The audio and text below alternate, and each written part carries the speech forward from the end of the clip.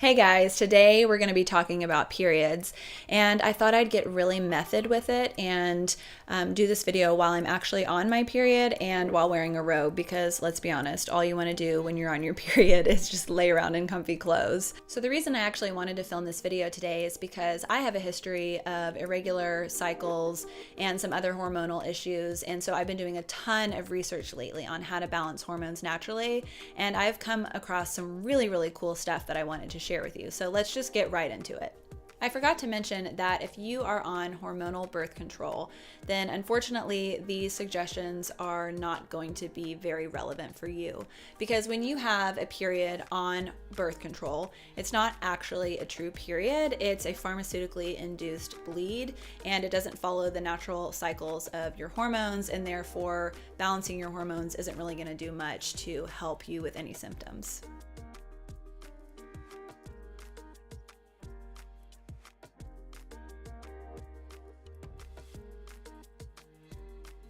So I'm really sorry about that, but my suggestion would be to find a holistic doctor that you trust and talk to them about other forms of birth control and regulating hormones that don't involve the pill. So my first suggestion is to try adaptogens. So I don't know if you've ever heard of adaptogens before, but they're basically just herbs or other plants. A lot of times it's different types of medicinal mushrooms that help support your adrenals. And why does that matter?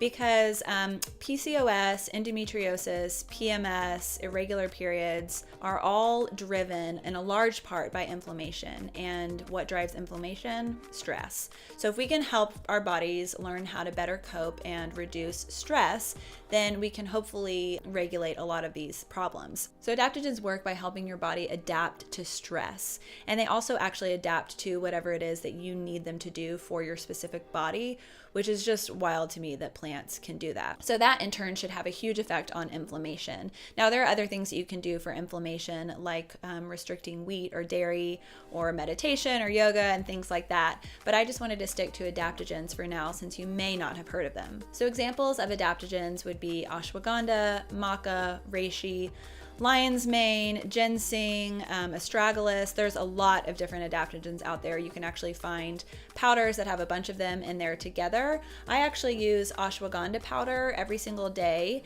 and lion's mane, which these are both things that I've recently started to try. I've been using these ones from the Matcha Reserve, and I really like them so far. Now I've only been trying these for a few weeks, and it can take a couple months to really see results from them. So I will definitely keep you updated on how these work for me. But so far, I'm really liking them. I'll actually link to some other adaptogens below, but the Matcha Reserve has also given me a link and a discount code for you to get their products at a discount, so that's awesome. But I will also link to some other brands as well that are really good. So the next suggestion I have is to try seed cycling. Now, this is a super simple way to work to regulate your hormones, and I've heard tons of success stories of people trying this.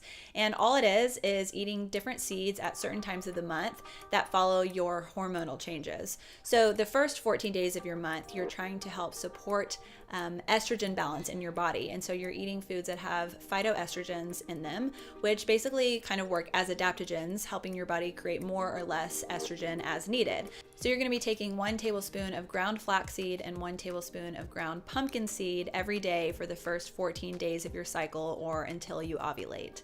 So then when you finish ovulating and you enter the luteal phase of your cycle, you really want to help your body to manufacture more progesterone. So you're going to be eating seeds that are high in omega-6s, which actually support progesterone and inflammation as well. So that would be a tablespoon of sesame seeds and a tablespoon of sunflower seeds every day for the last 14 days of your cycle or until you start your next period. So I know that sounds super simple, which it is, but I'm going to go ahead and link an article below, because if you have irregular cycles and you're not quite sure how to start, hopefully that'll help answer your questions. But since I've heard of so many people having success with this, I figured that was a really cool and unconventional way to help regulate your hormones without much investment at all.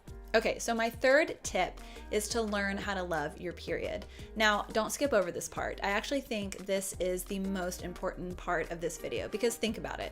If you spend 5 days every single month resenting your body, let's say actually 1 or 2 weeks, including PMS, then you are creating so much stress in your body, which is in turn creating inflammation. And as I talked about earlier in the video, inflammation is just a breeding ground for all kinds of problems with your hormones.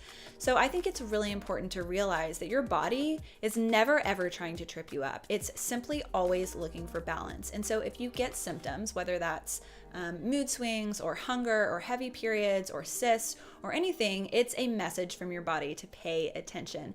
And in my opinion, there's almost always a solution. It just takes a little bit of patience and tuning in to your body and probably some type of expert to help you along the way. So I think if you can do one thing out of this entire video and learn to embrace your period every month, welcome it, thank it for preparing you for pregnancy every single month in case there's ever a time where you do want to get pregnant. The female body is just magnificent. We have all of these amazing hormones that regulate our mood, and when they're working well, estrogen comes up and it gives us our creativity, and progesterone calms us, and it's just this beautiful dance within our bodies. And I think that we grow up in shame and wanting to hide our periods and just being angry every time they come along and, oh, I'm on my period, or we use it as an excuse. And I just think it's time to reclaim our periods and our cycles and embrace them for the beautiful gift that they are. Okay, so the fourth tip that I have, if you're really having problems with your period that you cannot figure out, I would suggest finding a doctor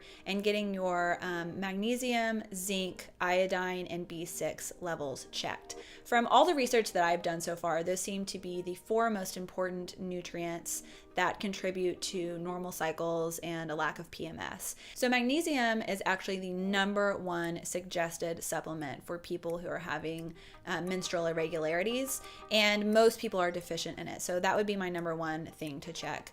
#2 is zinc. Zinc is needed in order to make estrogen, progesterone, growth hormone, testosterone. It's so critical in the making of so many different hormones. And that's also probably the second most suggested thing that I've seen in all the books that I've been reading. So the third thing is B6, and that has a critical role in progesterone, in detoxifying estrogen out of your body, and in inflammation. So that's another one. And the last one is iodine. Now, a lot of people have undiagnosed thyroid issues or iodine deficiency, and iodine is one of those that is just so important for thyroid function, which is like the master gland for your endocrine system. And actually, in fact, if you've experienced breast tenderness before you start your period, apparently iodine is supposed to be really good for that. So to me, those are four really easy things to check, and if you are deficient in one or more of them, that can help answer a big question that a lot of people have when it comes to balancing their hormones.